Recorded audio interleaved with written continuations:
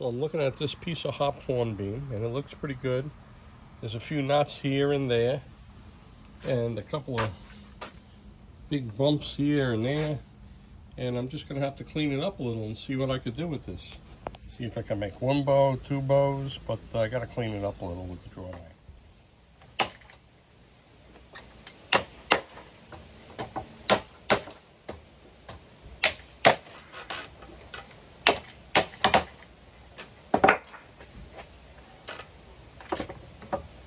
That's it. All done. There we go. Okay, splitting wood in the rain because I was bored. And I might be able to make a nice one out of this piece here on the left. But the one on the right has big, bold knot there and down here. And hopefully that'll be in the handle area. I might make a real short bow out of this one. We'll see. I split it so it'll dry. This is the big log that was like 43% moisture, so I figured I'd split it and let it dry. I want to shape these. I want to shape these hop hornbeam staves down to help the moisture come out. And I want to try and avoid the grain runoff if possible. So I'm going to let the draw knife see if it can seek the run of the grain.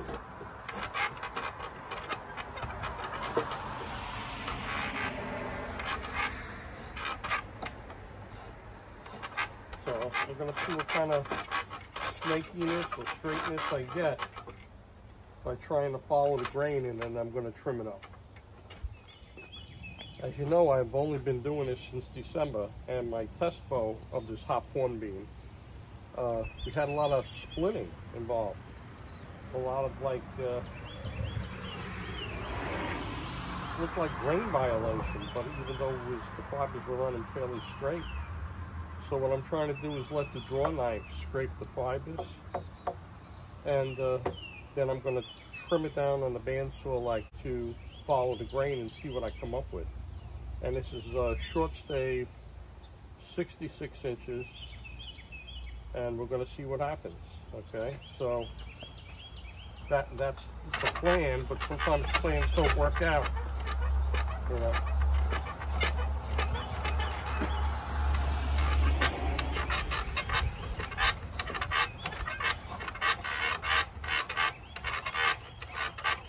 Seems pretty smooth though.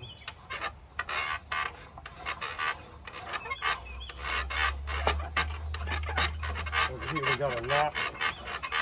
That's okay, we're going to trim it narrow here. This is where the taper is. And when you make a taper, you actually create a little grain runoff when you make a taper. Usually that don't affect anything. So I think this is it. You know, so I want to follow the grain and see what I come up with, you know, just only because I had the weird grain splits. Okay, so this side, the one side I chased the grain with the draw knife, and now this side I'm going to try and do the same and see what happens. Save, and there's a hump here, and there's a little roughness over here because I went down and followed the grain with the draw knife on both sides. So this end here seems to have the most problems. So what I'm going to do is this here is set at 1.5 inches. And I'm going to lay this line out.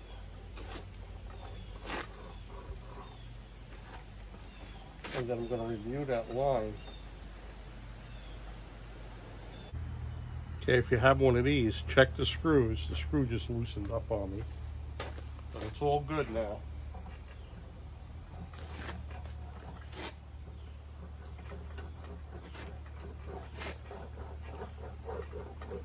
Okay, by trimming it up, I removed some potential problems. And now, on this side here, I'm going to just run the draw knife and kind of let the draw knife seek the grain. And maybe it'll help with eliminate some of these lifts I had the other day with the other short experimental bow. I really would like to make a nice 45 to 50 pound bow out of this stave. But we'll see what happens. As I said, I'm learning, I'm experimenting. I had some lift or separation of this grain, and I'm just going to let the draw knife slide it along and see if anything catches. It shouldn't, because I followed the grain when I draw it through the line, and it don't seem to be lifting like it was. So I think we did a good job with that.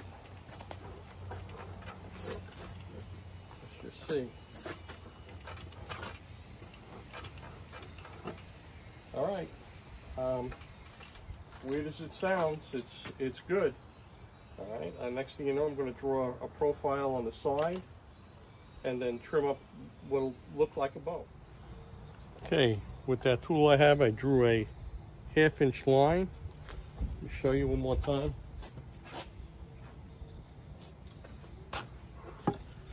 This was a fairly inexpensive eBay item. Okay, I drew a line, and then I marked with a fade out saw, and then I cut relief cuts with a handsaw as not to go anywhere near, and I made the fade out a little longer than I'm going to have, just to have wiggle room with the cuts. I had trimmed this down to 1.5 inches wide. I put a profile, and yes, the rise is probably a little longer than I'm going to leave it.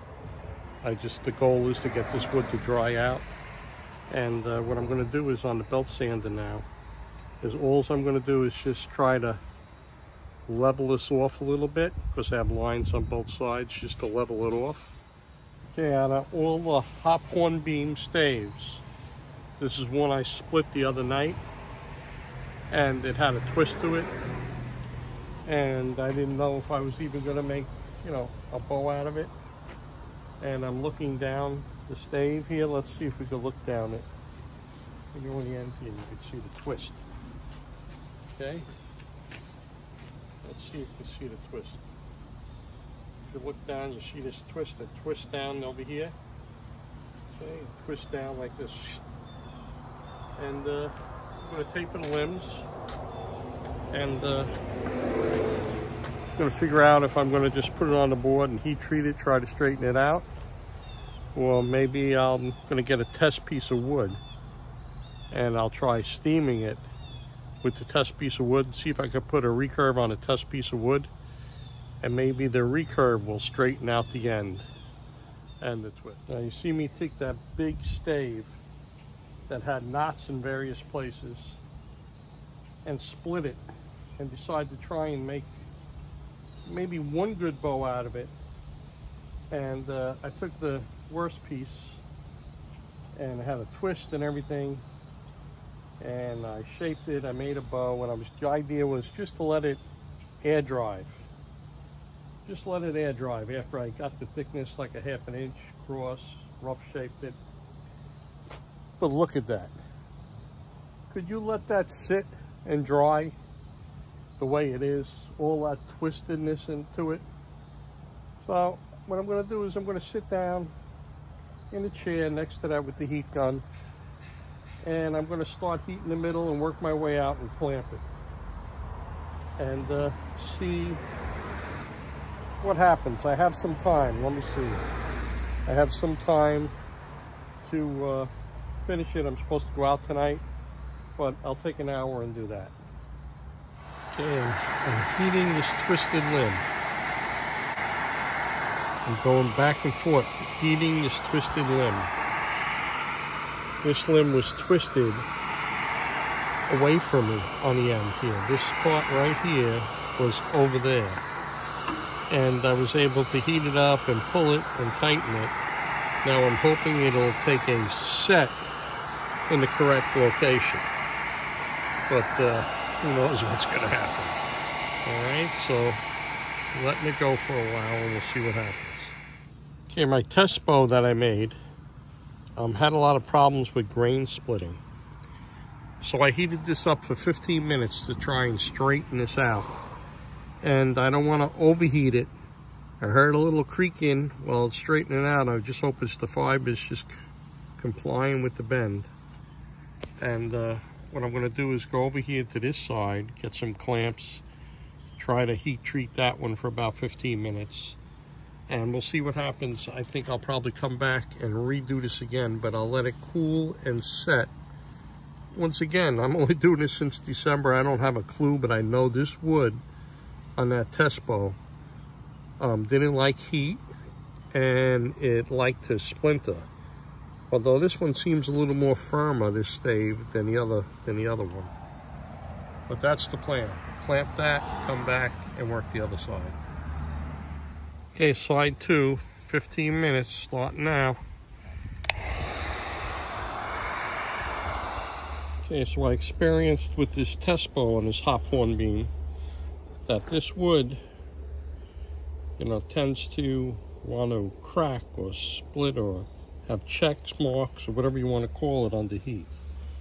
So I've only heated each limb for like 15 minutes, you know. And I let this one cool over here. This was a badly twisted one. And what I'm going to do is reheat this one again now that it's cooled. Make sure it took a set. Okay, so with the test piece of wood I had that I was trying to heat up and bend, I noticed it really don't take a bend that well, you know, with the heat gun. But when I fire hardened it, and I used the heat gun just to get it clamped around the jig, you know, and fire hardened it, it stayed the shape of the fire hardening. So this was just too bad for me to, too twisted for me to leave. So hunting season is in a couple days, 2 more days, bow season on Long Island, and I want to sit out with my recurved self bow, my hickory self bow, for a couple of days. And as I mentioned in the past, I had bought that pop-up tent because I had basal cell carcinoma, skin cancer. So about a week ago, I had surgery in the back, and they cut it pretty deep, removed it, tested it. They said they got it all, sewed it up, and I'm all good. So hunting season starts the 1st. On the 3rd, they're removing the stitches, and they probably don't want me to be pulling back the bow and climbing up trees and stuff like that. So, you know, it's not that important. I got a lot of deer in my life. I still have some venison in the freezer, and you know, I just want to get one with the bow I made. I just think it'd be nice to get one with the hickory recurve I made. So the plan for this is I'm going to unclamp it in a minute or 2. I'll start the video, and I fully expect it to spring back, but maybe a little less twisted than it started out. And I removed the moisture gradually. There's no real big cracks other than there's a crack here, and this is going to get sanded down anyway on this riser here. But I looked along the wood, there's just some marks. I think it's going to be fine. And, you know, that's it. I'm going to let it, I'm going to start unclamping it, and I'll show you what it looks like. Okay, that's what we got. And it wasn't a total waste of time. I removed moisture, nice and easy. I didn't have big cracks or anything. This limb I moved a little bit, and this one here that appears to be going off to the side, what I'm going to do is, you can see the line I drew. When I taper the ends, okay, the ends taper to the knock size, I'm going to trim this a little bit here. All right, I'm going to trim this here down, and so this way it won't be so much over. I'm going to look at it and see if what I'm talking about is correct. Okay. All right, so this limb here on the upper lip, this limb here tapers in, and this one kind of curves a little bit. We're going to just trim that a little bit. See the line? We're going to trim it. And it should be in alignment a lot better. Then when I clamp it for the fire hardening, we'll be good. I tapered the ends of that stave, that hop hornbeam stave, from a 12 inches down to about a 1/2 inch on the ends for heat treating. And then, you know, we'll cut string grooves and shape it later. But what I noticed too is that when you go to heat treat these with a heat gun, it really don't accept the heat that well, you know, not for the short, you know, 20 minutes at a time that I'm doing it. But once you fire harden them and you let it cook for a couple hours with the high heat from the coals, and then it retains the shape. So I was going back and forth whether I should try a recurve or a longbow. I'm just sticking with the longbow because there's nothing like the speed you get and durability from these fire hardened longbows. So that's what I'm working on. Okay, look at this hop hornbeam. I really don't want to bend to conform to the jig. So I got to heat it real good. Probably another 10-15 minutes to get it to bend. And then I have to look. The weather isn't the greatest today. But if I get it, I'm going to try and fire harden it today. Okay, it's 1:45. I decided to fire harden this bow today. And tomorrow's opening day at deer season. Looking at my trail cameras, I haven't seen really much anything. There's one doe at my friend's tree farm. And just because it's a primitive bow and it's the first time, if it comes by, I'll probably take that doe. Because he wants them off the property anyway. So this has got to cook for a while. And I got to keep my eye on the clamps. Because I know that this is going to shrink and they're going to have to be tightened. 12:50 start time. As it heats up, I got to tighten that handle, the riser section up a little bit more. On my test bow for hop hornbeam, I had it kind of lower, and I had poof, spontaneous combustion by the riser. So it's a little higher now, and I'm going to build up some coals on the ends. I built up some coals on the end, they're catching, and got a little higher than last time perhaps. And I just got to make sure that these clamps, last time when I had the bow cooking, the limbs lost a lot more moisture than like when I had the hickory, and like 3 times I had to tighten up the clamps. So don't be afraid to get up and check the clamps and make sure that the bow is snug on the jig. Okay, it's 1:35 and I had to tighten those clamps up, turn them a couple of turns. It's working. Even though it's a little high, I just wanted to show you. You see the end browning? A little smoke is coming out the end. If you ever see smoke coming out of a wood that you're heat treating, that means you got to watch that it don't combust. Okay, and it's getting a nice light color, so it's doing well. Okay, this has been going almost for an hour, and you got to knock the ashes off these coals. And once you knock the ashes off, then you gotta add coals. So what I do is I knock all the ashes off, and I'll raise this for a minute. I'll raise the jig for a minute and put some coals in, let them catch, and then I'll lower it. And so I raised it up a little bit. You know, different wood has different, it's made up of different things. Like you have fat wood, or pine is very combustible, sap, you know. I don't know what's in this hop hornbeam, but you know, you got to be careful with this too. I had the test bow spontaneously combust on me. Okay, it's almost 2 hours. We're like 10 minutes shy of 2 hours. And what I'm doing over here is I'm heating up this end here. I don't know if we can see it or not, but I'm heating up the end. The ends need to be heated up more. So we're going to put the ends on for like 20 minutes each.